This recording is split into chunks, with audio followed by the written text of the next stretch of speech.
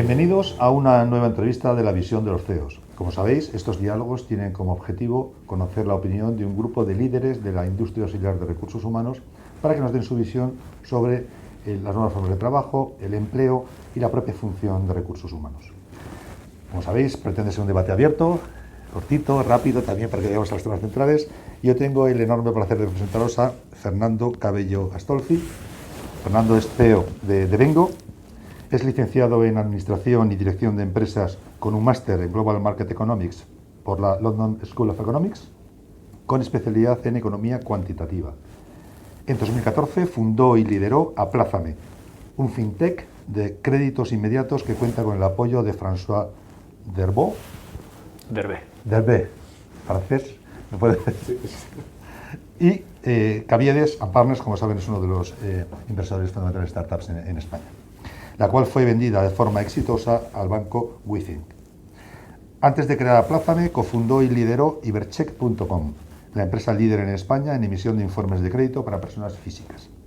Aunque Fernando comenzó su carrera como consultor senior en Monitor Group, dando servicio a clientes financieros, industriales y energéticos en 3 continentes durante 4 años. Y como decía, en la actualidad Fernando es CEO de Devengo. Fernando, muchas gracias por estar aquí con nosotros hoy. Vamos a hablar brevemente sobre unas cuestiones que creemos que son de relevancia en este momento, ¿no?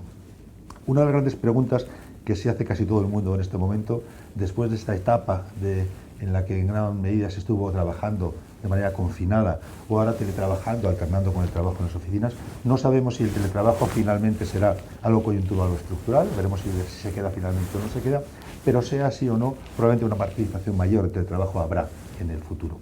Y a este respecto me gustaría que nos dieras tu opinión sobre cuáles crees que son las nuevas competencias que debe tener una persona para teletrabajar. Probablemente hay algo diferente que necesita hacer la persona o que debe tener la persona a desarrollar en un entorno en el que no está físicamente y permanentemente con su entorno. Si nos das tu opinión, Fernando. Claro que sí. Bueno, lo primero, muchísimas gracias por recibirme y darnos esta oportunidad. Yo creo que lo que ha ocurrido es sobre todo un catalizador. Ha acelerado cambios que ya venían produciéndose, ¿no? Yo creo que no va a pasar nada que no estuviera pasando. La gran novedad es, para mí, la velocidad del cambio. El teletrabajo, el trabajo distribuido ya eran una realidad preexistente a la pandemia. Pero lo que ha puesto de manifiesto la pandemia es que puede ser un requisito esencial para el conjunto de la organización en todas las organizaciones. Cosas tan aparentemente tontas como saber conectarte a un Zoom, a un Hangout, el ser capaz de poder tener conversaciones asíncronas en las que la respuesta de tu interlocutor no llega inmediatamente a la pregunta que le haces. Son típicamente competencias que se trabajan de manera natural cuando trabajas en remoto, cuando teletrabajas o cuando trabajas de manera distribuida, ¿no? Las organizaciones que ya venían haciéndolo no han notado en ese sentido ningún cambio con la pandemia.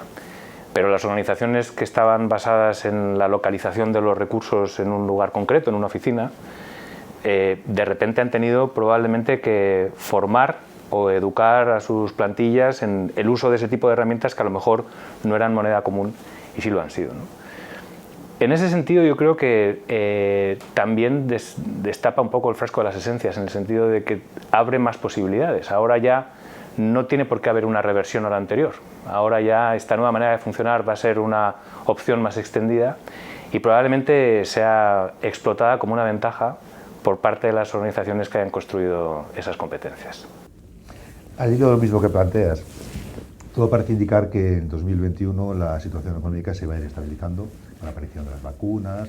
Parece que el optimismo empieza a imperar, ¿no? Probablemente excesivo, incluso los mercados de valores, ¿no? En el que está habiendo estos meses unos crecimientos relevantes. Parece que cierta tendencia de estabilización sí habrá en 2021, no sabemos si en el primer semestre o en el segundo semestre.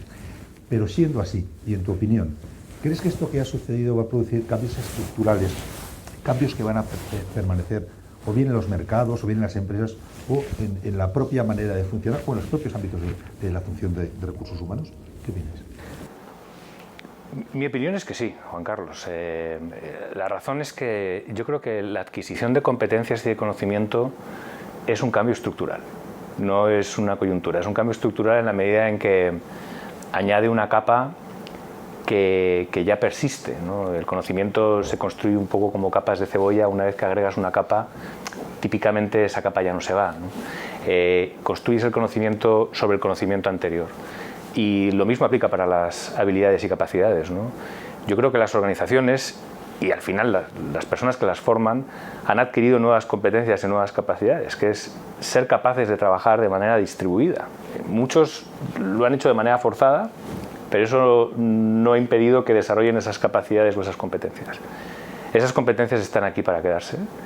Y yo creo que las organizaciones más oportunistas, en el mejor de los sentidos, serán capaces de explotar esas nuevas competencias, esas nuevas capacidades, para transformarlas en una fuente de ventaja competitiva. Esto probablemente implica innovación, y de esto me gustaría que habláramos para finalizar, si te parece, Fernando, sobre la propia innovación. Vosotros sois una startup de enorme éxito, ahora nos contarás, si te parece, muy brevemente a qué os dedicáis también, pero sois ya una startup de enorme éxito, habéis recogido una cantidad importante de fondos para lanzar vuestro proyecto.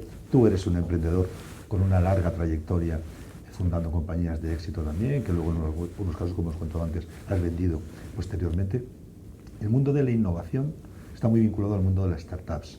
Creemos que tu experiencia puede ser enormemente interesante, tanto para startups como para el mundo corporativo, que sabes que cada vez más se está acercando al mundo de la innovación abierta, acercando al mundo de las startups, precisamente para absorber formas diferentes de enfocar los problemas, de trabajar y enfocar los propios productos. Máximo probablemente un sector como el tuyo, vinculado con las fintech también, ¿no? En el que los cambios en el sector financiero están siendo brutales, ¿no? Y la aparición y la erupción de la tecnología y nuevas formas de entender esa relación con el sector financiero. Por lo tanto, me gustaría que nos dieras tu opinión sobre cuáles crees que son las claves del éxito que está teniendo Devengo.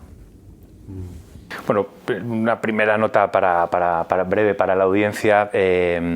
Devengo es una plataforma que permite a las empresas ofrecer la posibilidad a sus empleados de que cobren su salario bajo demanda, ¿no? Eso, un ejemplo sería, si hoy es día 15 de mes, llevo 15 días trabajados, Devengo da acceso a través de una app y de manera instantánea, inmediata y discreta al líquido devengado de esos 15 días al trabajador para que pueda consumir todo o parte de ese líquido que ya se ha ganado, ¿no? Eso es lo que hace Devengo.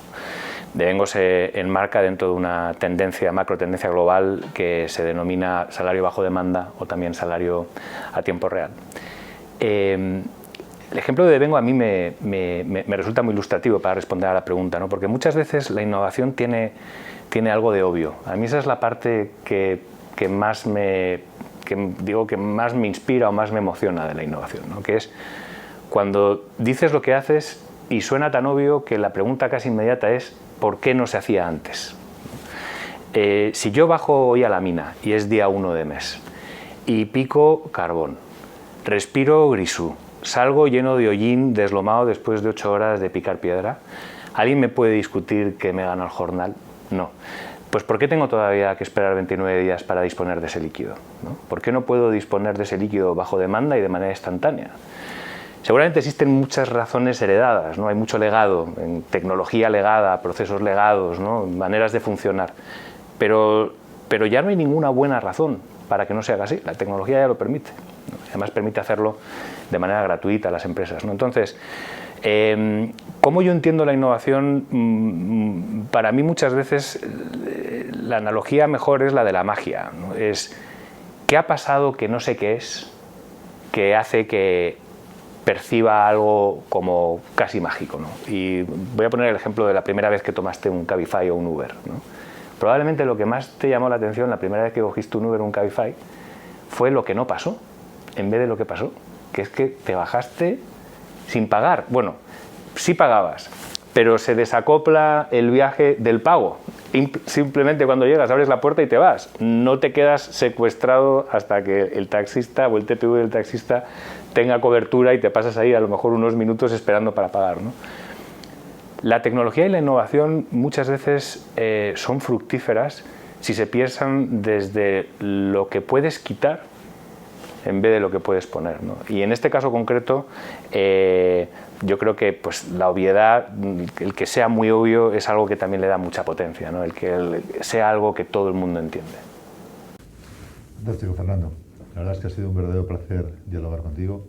Espero que lo repitamos más veces. Yo también, Juan. Y muchas gracias a todos vosotros, como siempre, por estar ahí. Hasta pronto.